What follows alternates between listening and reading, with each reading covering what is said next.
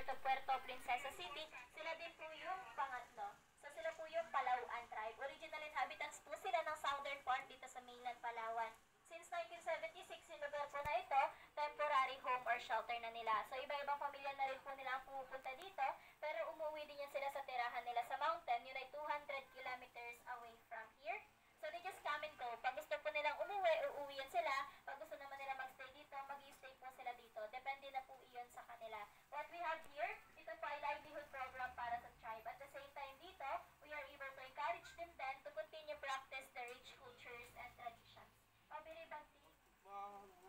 Tanggapin niyo po yung ibibigay niya. Pakipasa po sa katabi or sa likod pagtapos niyong tingnan. Ma'am and sir? So yan po ang bagtik. Isa po yan sa pinaka-importanteng produkto ng tribe. Yan po ay dasya ng punong almasida. Sa una, sticky liquid lang po yan. Pero titigas po after a week or a month. Kapag matigas na, it's time for them to harvest. Ang bagtik din po ang main ingredient sa paggawa ng ating fiberglass, varnish, nail polish, and paints na rin po. Bakit? So sa mountain, ito naman po ang kanilang native backpack. So ginagamit nila ito para buhatin ang kanilang produkto katulad po ng bagtik. They just put the product here. Pag puno na, tinatalian nila katulad nito para yung mga produkto nila hindi po mahulog.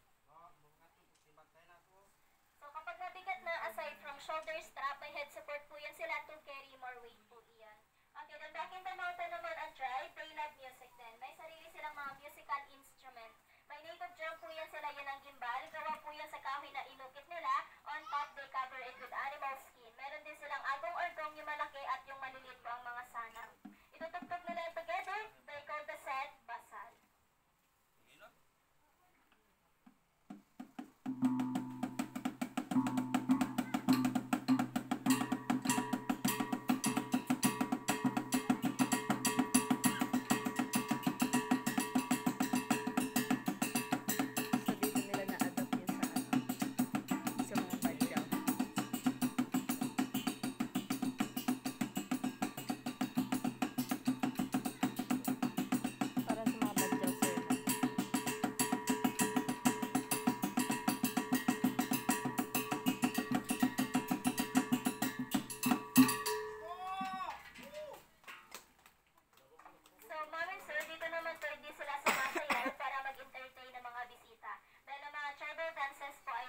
Sagrado yun para sa kanila.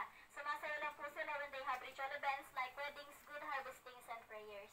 Then before the arrival of a modern guitar, ang Palauan tribe have their own two-string native guitar. Actually, gitara po na yung considered yan as one of the first guitar here in the Philippines. They call that guitar Kudchaki or Kadlungan. They're going to play a music now, so it's Bogit song, which means bird song.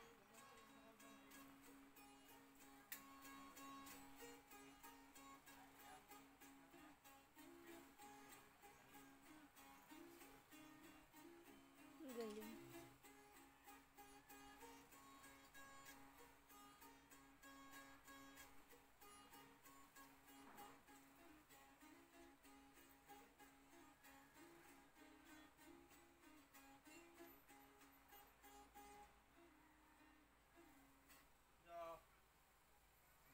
Okay, meron din po yan silang aruding. Ang aruding naman po ay gawa sa piece ng palm tree, then they put beeswax.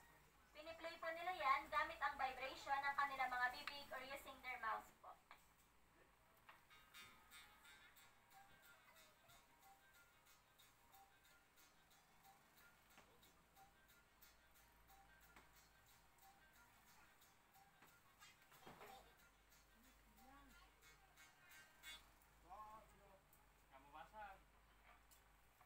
Okay, then ma'am and sir, back in the mountain naman po, aside from music lovers sila, yung Palauan tribesmen, hunter-gatherers din po yan. Hunting animals is their source of living, part na po ng diet nila. Meron silang two kinds of spears.